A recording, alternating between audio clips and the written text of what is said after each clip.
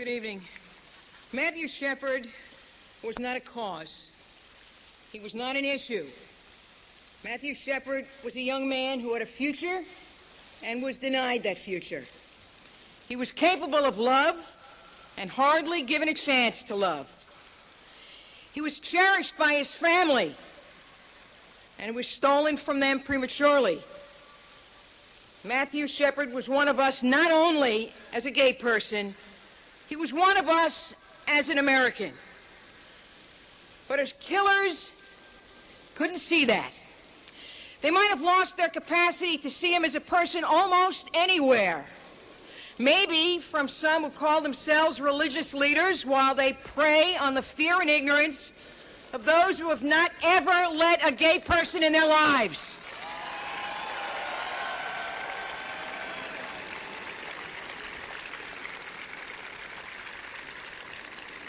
Maybe they lost their capacity to see him as a person from those who call themselves political leaders, who've built their political strengths on the lies, myths, and distortions about our lives. Or from the bigotry and hate that's been auctioned to our parents, our children, our friends, our neighbors, and our employers in direct mail campaigns and full-page ads in our newspapers.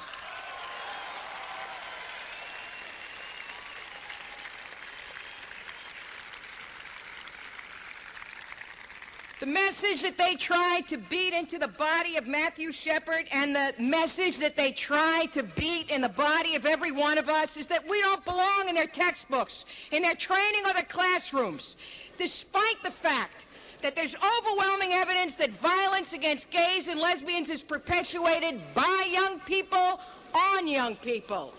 Where else do you deal with it but in the classroom?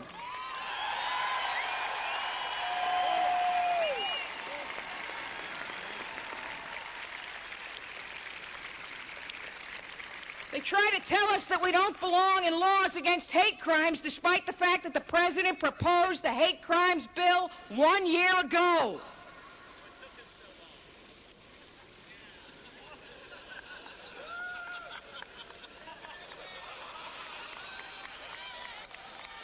That was the message. That was the message that we've heard from too many pulpits and too many podiums. And it's been wrong. It has endeavored to diminish and demean the lives of lesbians and gay Americans, and in the extreme, it's provided a rationale for violence and death. I said that Matthew Shepard was not a cause, he was a person. In a time when causes can be too easily displaced by the next cause, let us mourn a life lost. And let this loss bring us back to the realization that we all share this time, this place, this life together. That for all that distinguishes us one from the other, whether it's color or language, age, culture, class, sex, or sexual orientation, what we do share is what must be most cherished, and that is life. Whether the atrocity is committed in Laramie, Wyoming, or Jasper, Texas, whether the life is that of Matthew Shepard's or Jane Bird's, as a society, we have been violated. Almost a year ago, the President proposed that Congress enact the Hate Crime Prevention Act. It's not too late for Congress to pass that act. It's a question of whether or not they have the will. If they don't have the will to pass it, then we don't have the will to send them back. Thank you.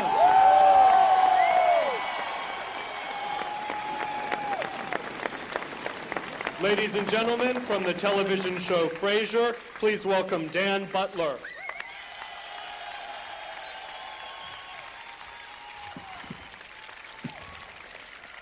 Thank you very much. I feel very privileged and proud to be here tonight, and I am proud to be an American. I'm very proud to be a gay man.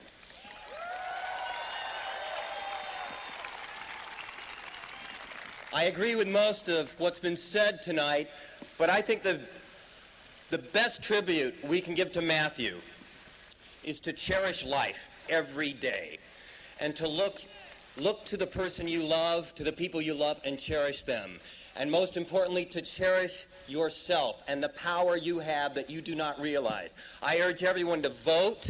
I urge everyone to call your representatives and push the hate crime prevention legislation through. I encourage everyone who's on the fence about coming out to come out, because that is a statement that you are proud.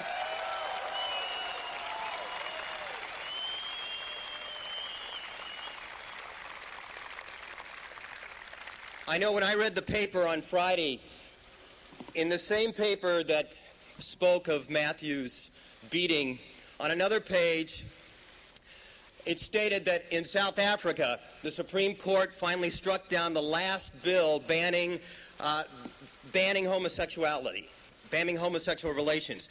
South Africa, which used to be enmeshed in apartheid, now is the only country that has anti-discrimination laws in its constitution.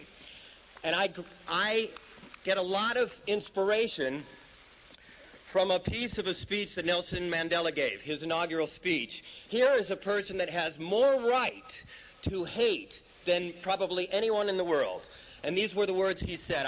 I gain inspiration for this to come out, for the situation with Matthew, everything. He said, "Our greatest fear is not that we are inadequate. Our greatest fear is that we are powerful beyond measure.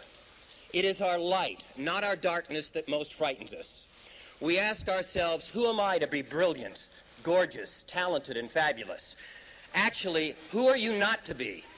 You are a child of God. Your playing small doesn't serve the world. There is nothing enlightened about shrinking so that other people won't feel insecure around you. We were born to make manifest the glory of God that is within us. It's not just in some of us, it's in everyone. And as we let our light shine, our presence automatically gives other people permission to do the same. As we are liberated from our own fears, our presence gives others the liberation too." Thank you very much. Please welcome from Third Rock from the Sun, Kristen Johnston.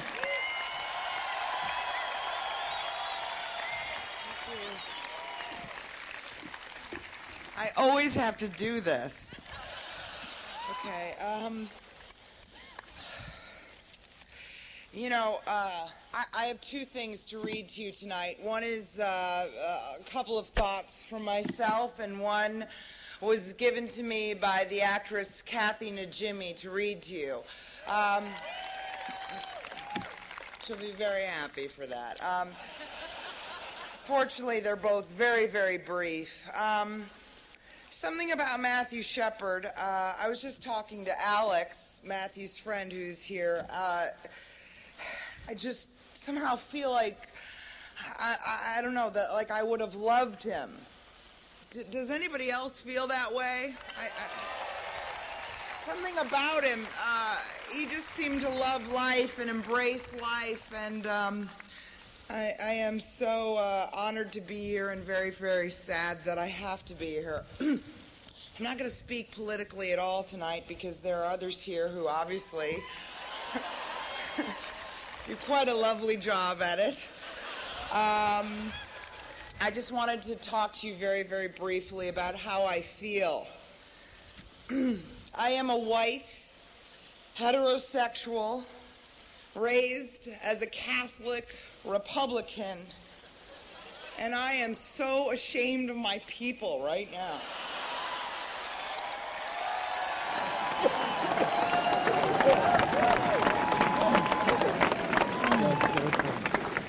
I'm sorry, Daddy. You know, I can't explain why Matthew Shepard's death has affected me so deeply. I just know that I have been sobbing for 4 days, and I am so sick of crying, and I don't want to ever have to come back here because of someone else's death. If this bill is passed, and I woke up this morning going, oh, this bill is going to be passed now. I just can't believe it. I can't believe it's still being fought. I can't believe it. I just hope that if this bill is passed, and I really, really hope that I can pledge to Matthew's family, to Walter, to Alex, that it will be passed. I hope there will be no more senseless deaths. Until then, I have committed to join this fight.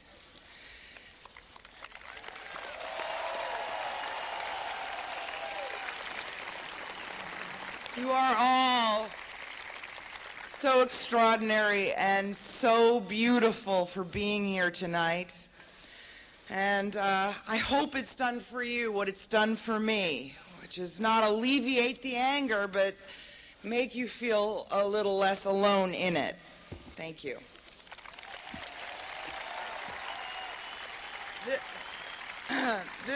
This is what Kathy. Can you all hear me? I don't know.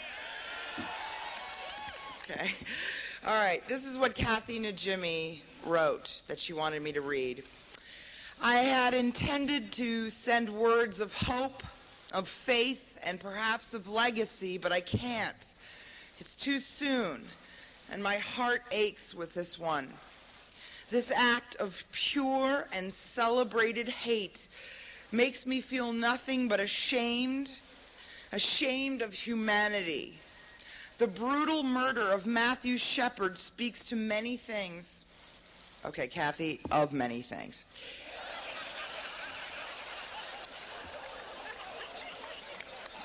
It speaks to parents who both casually and vehemently fill their children with a sense of the different, the other, and with a sense of the hated.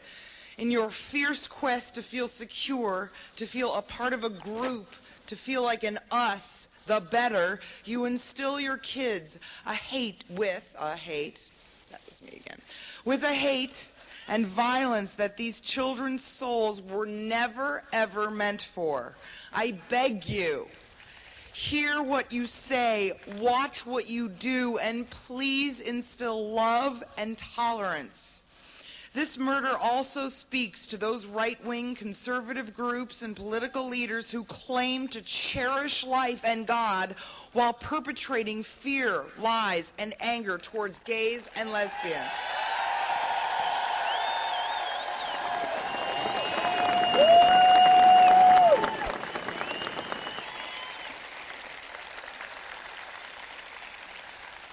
I'm just going to run for office, man. This is fun. Okay.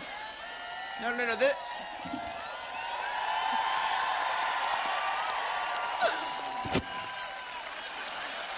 Okay. No, this is very, very important. This is very important. These are the same ones, the parents who the political groups and conservative leaders. These are the very same ones who turn their backs on hate-inspired murders and turn their backs on AIDS and then stand up and shout about the Lord, righteousness, and the gift of life. I beg to you, instill God's desire, love, and tolerance.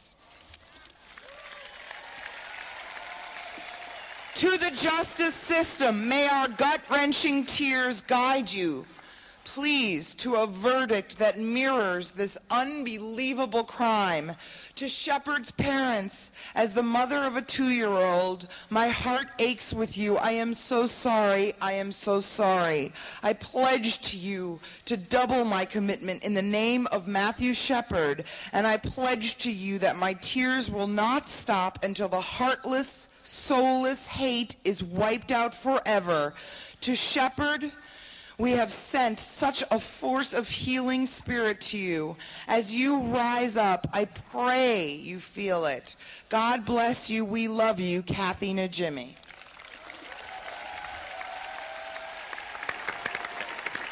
Ladies and gentlemen, Ellen Degeneres.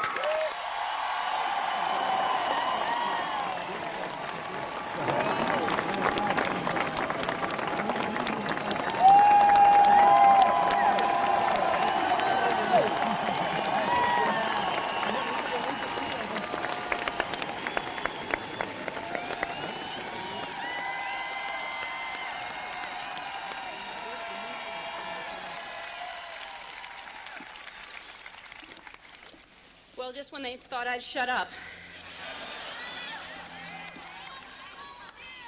I am so pissed off.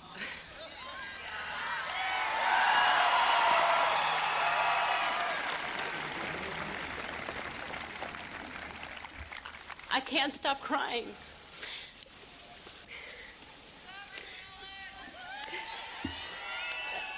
You know, I mean, I know we all feel the same way, and I'm here, and you know, he's got these two close friends here, and I don't even know him, and I'm thinking this is just really selfish of me. I mean, pull yourself together, and it just hit me why I am so devastated by it. It's because this is what I was trying to stop. This is exactly why I did what I did.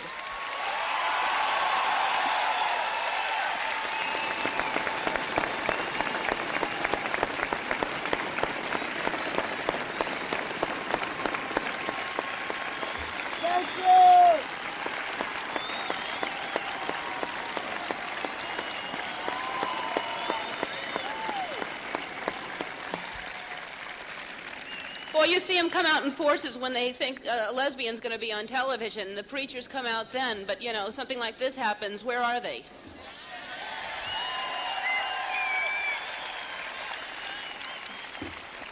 Anyway, you know, everybody has already said everything. You're hearing the same thing over and over again, and I really didn't know what I was going to say, and I just started writing on the plane, and you know, thought it was pretty good, and then Anne wrote me what she read, and I was going to throw it away. But I wrote it, so I'm going to say it, and it is basically the same over and over. But I've been trying to figure out how to put into words what I want to say. My thoughts are that this world we live in today is filled with hate and darkness. Matthew Shepard was not the first hate crime. It happens every day. There are 2,500 reported this year. Many go unreported because most gays and lesbians are still in the closet for fear of this exact reason. When 3 white men dragged James Byrd Jr. behind their truck and killed him just because he was black, I felt the same way. I don't see full-page ads saying, "Stop the hate, stop the violence." These same evil, idiotic, so-called God-loving people who use the Bible to justify their hate, I'm sure, still feel deep down that blacks aren't equal to whites, because the Bible was also used to justify slavery.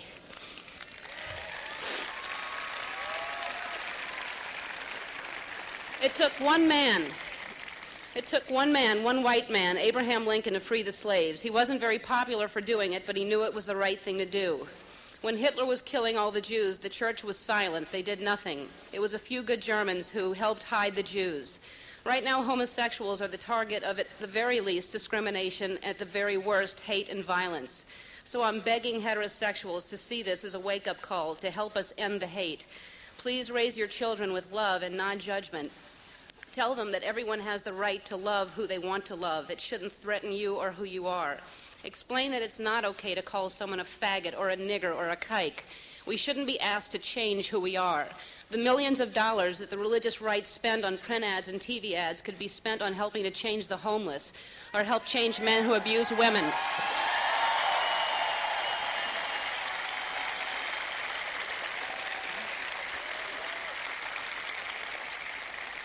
Matthew Shepard wasn't hurting anyone. He was a good person, a gentle soul who was tortured to death. He's with God now, who I'm sure is crying.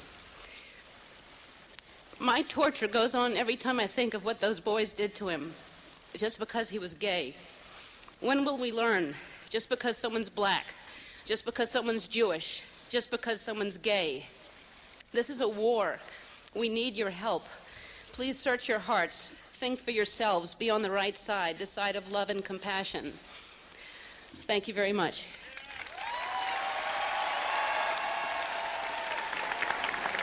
Ladies and gentlemen, Anne Heche.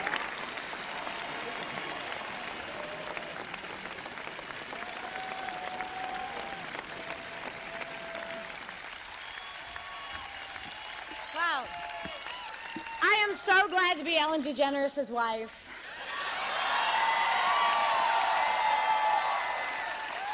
And to be a new member of the gay community.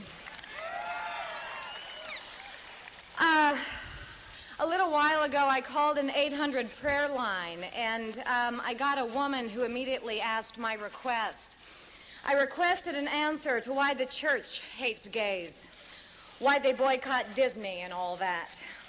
She paused and then answered, because gays are an abomination in the eyes of God. Oh, I said, would you mind telling me what an abomination is? She said, would you mind hanging on a minute while I find a dictionary? She's taught to preach, but not to think.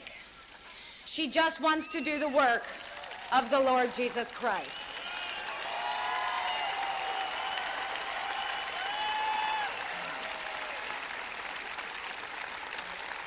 After she hung up on me, I called back 3 times, spoke to 3 different operators who all hung up on me for asking their opinion. And that's a true story. But I can't blame them. What? Good energy, anyway. I couldn't hear you. Oh, do you think I memorized it? Turn on any late night station, folks. But I can't blame them. Ignorance attracts ignorance in the name of God all the time.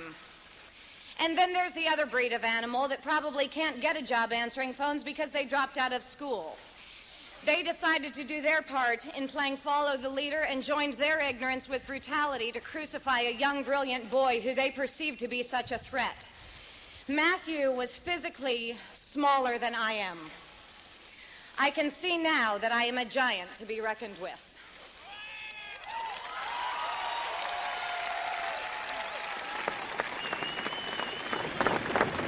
Mr. Trent Lott, Mr. Newt Gingrich, Mr. Jerry Falwell.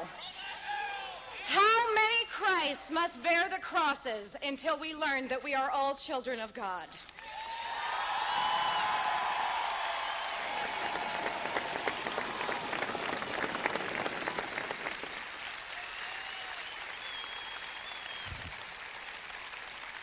You have witnessed a demonstration of what your ignorant teachings about gays and lesbians breed.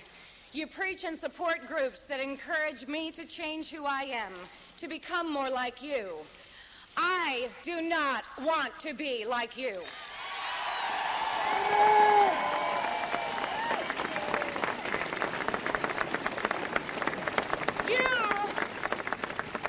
You are the abomination in the eyes of my God. I do not wish to cross over to a group whose foundation is hatred. That spiral is headed down, and Matthew Shepard's death is your proof. I will continue to fight for the freedom to love. It seems strange that that is a right I need to fight to keep. In my Bible, God gave me love by giving me life. In life, my life is precisely what I am now trying to protect. I hope one day we will all join on the opposite side of hatred, where one truly connects with God. Thank you.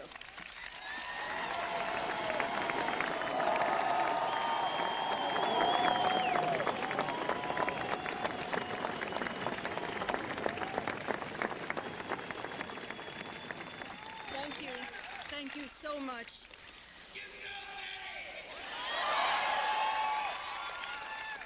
There have been so many eloquent words here tonight. I've always found the words of the 23rd Psalm comforting, and I'd like to share them if I can get through that. The Lord is my shepherd, I shall not want. He maketh me to lie down in green pastures. He leadeth me beside the still waters. He restoreth my soul. He leadeth me in the paths of righteousness for his name's sake. Yea, though I walk through the valley of the shadow of death, I will fear no evil, for thou art with me. Thy rod and thy staff, they comfort me. Thou preparest a table before me in the presence of mine enemies. Thou anointest my head with oil. My cup runneth over. Surely goodness and mercy shall follow me all the days of my life, and I will dwell in the house of the Lord forever. Thanks.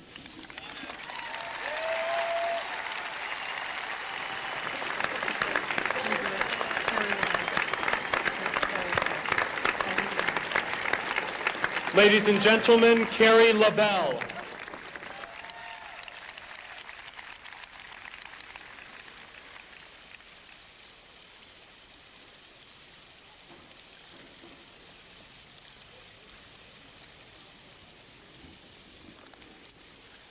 Good evening.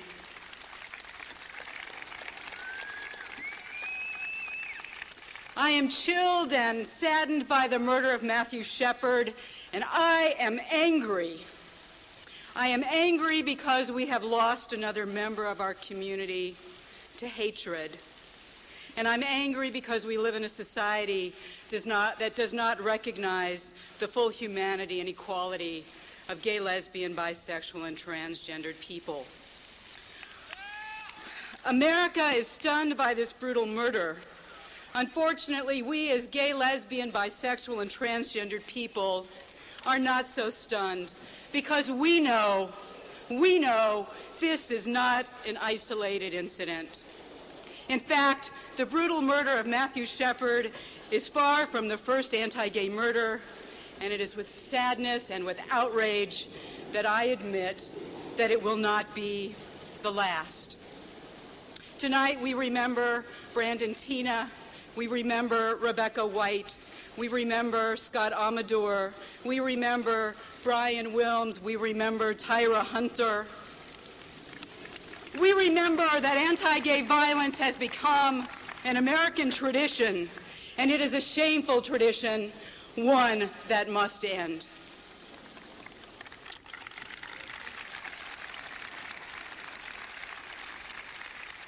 The men who killed Matthew Shepard committed vile and evil acts, but Matthew Shepard's death is not only about Laramie, it is not about Wyoming, it is not about cowboys, it is not about macho men. It is about a society that devalues us. We all live with hatred and with fear, whether we live in Laramie or Little Rock or San Francisco or Washington, D.C. In America's smallest towns and largest cities, we live with the specter of fear over our shoulder because we live in a society that debates whether we have a right to exist.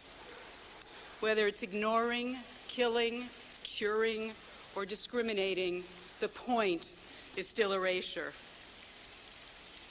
Nearly all of America has expressed outrage at the killing of Matthew Shepard. Americans, perhaps you are feeling some of the pain we feel every day. We are grateful for your attention and your outrage, America. But we ask, where have you been?